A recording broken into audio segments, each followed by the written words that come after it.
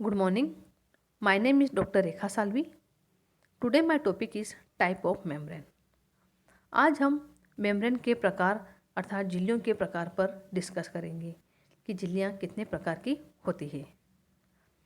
Type of membrane: permeable membrane, semi permeable membrane, impermeable membrane and selective permeable membrane.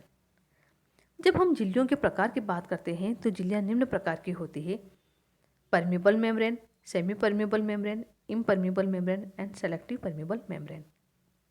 जो हम झिल्लियों के प्रकार जो हमने देखे, हमने बोला झिल्लियाँ निम्न प्रकार की होती है, तो इन झिल्लियों के प्रकार का जो आधार है वो है पारगम्यता या परमिबिलिटी।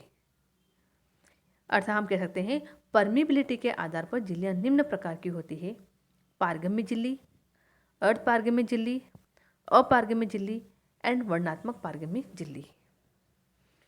जब पारगम्यता की बात आती है या परमिबिलिटी की बात आती है तो परमिबिलिटी क्या होती है, यानी कि पारगम्यता का मतलब क्या होता है।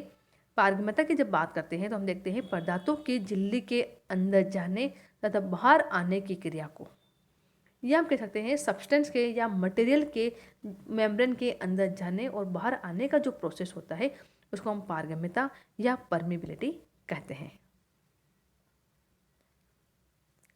फर्स्ट हम देखते हैं permeable membrane. Permeable membrane which allow the passage of all material through it. Example, cell wall and filter paper. Permeable membrane अर्थात पारगम्य झिल्ली ऐसी झिल्ली होती है जो सभी पदार्थों को या ऐसी झिल्ली होती है जिसमें से सभी पदार्थ क्रॉस कर सकते हैं या सभी पदार्थों के लिए पारगम्य होती है। परमेबल मेम्ब्रेन ऐसी मेम्ब्रेन होती है जो सभी मटेरियल सभी पदार्थों के लिए पारगम्य होती है। अर्थात हम कह सकते हैं कि परमेबल मेम्ब्रेन या पारगम्य झिल्ली जो होती है यह सोल्यूट तथा सॉल्वेंट या यह मेम्ब्रेन विलेय तथा विलायक दोनों के लिए परमेबल होती है या पारगम्य होती है। एग्जाम्पल, कोशिका भित्ति, सेल वॉल तथा फिल्टर पेपर। इस तरह से हमने परमेबल मेम्ब्रेन की बात की कि परमेबल मेम्ब्रेन क्या होती है कि ऐसी झिल्ली होती है जो सभी पदार्थों के लिए पारगम्य होती है, या हम कह सकते हैं ऐसी मेम्ब्रेन जो सोल्यूट तथा सॉल्वेंट दोनों के लिए पारगम्य होती है। एग्जाम्पल, कोशिका भित्ति तथा फिल्टर पेपर। नेक्स्ट हम देखते हैं सेमी परमेबल मेम्ब्रेन अर्थात अर्धपारगम्य झिल्ली। Semi permeable membrane which allow some material to pass through it. Here size is a factor for the passage of material.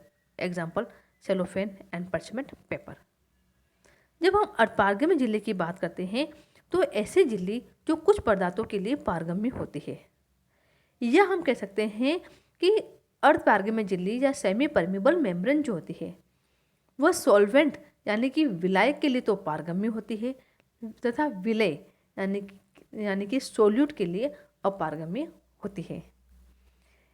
अर्थात जो सेमी परमेबल मेम्ब्रेन जो है ऐसी मेम्ब्रेन होती है जो कुछ पदार्थों के लिए पारगम्य होती है, यानी कि हम कह सकते हैं कि सेमी परमेबल मेम्ब्रेन जो होती है वह सॉल्वेंट के लिए तो पारगम्य होती है, सॉल्वेंट यानी कि विलायक के लिए पारगम्य होती है, जबकि विलेय यानी सोल्यूट के लिए अपारगम्य होती है। ऐसी झिल्ली को हम सेमी परमेबल या अर्धपारगम्य झिल्ली कहते हैं। Example, cellophane and parchment paper. Next हम देखते हैं impermeable membrane. Membrane which does not allow the passes of material through it. Example, rubber membrane, suberin wall and cork wall. Impermeable membrane या अपारगम्य झिल्ली। अपारगम्य झिल्ली ऐसी झिल्ली होती है जो ऐसी झिल्ली होती है जो पदार्थों के लिए अपारगम्य होती है, या हम कह सकते हैं इस झिल्ली में से कोई भी पदार्थ क्रॉस नहीं कर सकता है। इस तरह से जब इम्परमेबल मेम्ब्रेन की बात करते हैं तो ऐसी मेम्ब्रेन जो पदार्थों के लिए अपारगम्य होती है इसको हम इम्परमेबल या अपारगम्य झिल्ली कहते हैं। Example, rubber membrane, suberin wall and cork wall. इस तरह से इम्परमेबल की बात करते हैं तो इम्परमेबल का मतलब होता है does not allow the passes of material through it. अतः इम्परमेबल मेम्ब्रेन ऐसी मेम्ब्रेन होती है जो मटेरियल या पदार्थों के लिए अपारगम्य होती है। Example rubber membrane, suberin wall and cork wall. Next हम देखते हैं selective permeable membrane. Membrane which choose only certain material to pass through it. Hair size is not a factor for the passage of material. Example cell membrane and tonoplast. जब हम selective permeable membrane की बात करते हैं तो ऐसी membrane होती है जिसमें से ऐसी मेम्ब्रेन होती है जो सॉल्वेंट को तो क्रॉस करने देगी, लेकिन साथ साथ में कुछ सोल्यूट के लिए भी ये पारगम्य होती है। यानी कि ये मेम्ब्रेन जो होती है choose only certain material to pass through it. इस तरह से सेलेक्टिव परमेबल जो होती है ऐसी मेम्ब्रेन होती है जो सॉल्वेंट के लिए या विलायक के लिए तो पारगम्य होती है तथा कुछ साथ में कुछ विशेष सोल्यूट के लिए भी ये पारगम्य होती है। Example cell membrane and tonoplast. इस तरह से आज हमने इस वीडियो में टाइप ऑफ मेम्ब्रेन पर डिस्कस किया कि जो मेम्ब्रेन होती है उनको हमने चार प्रकार की बताया, निम्न प्रकार की बताई, जैसे permeable membrane, semi permeable membrane, selective permeable membrane and impermeable membrane. झिल्लियों के प्रकार या मेम्ब्रेन का आधार जो है वो परमेबिलिटी है या पारगम्यता होती है। पारगम्यता का मतलब होता है पदार्थों के झिल्ली के अंदर जाने तथा बाहर आने की क्रिया को हम परमेबिलिटी कहते हैं। फर्स्ट हमने देखा परमेबल मेम्ब्रेन। ऐसी मेम्ब्रेन जो सोल्यूट तथा सॉल्वेंट दोनों के लिए पारगम्य होती है। Example cell wall. नेक्स्ट हमने देखा सेमी परमेबल मेम्ब्रेन।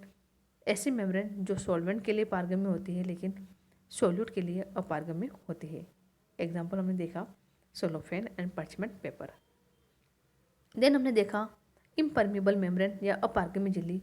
ऐसी झिल्ली जो पदार्थों के लिए अपारगम्य होती है। Example rubber membrane, cork wall and suberin wall. Then हमने देखा सेलेक्टिव परमेबल मेम्ब्रेन। ऐसी झिल्ली होती है जो विलायक के साथ साथ कुछ विशेष सोल्यूट के लिए भी ये पारगम्य होती है।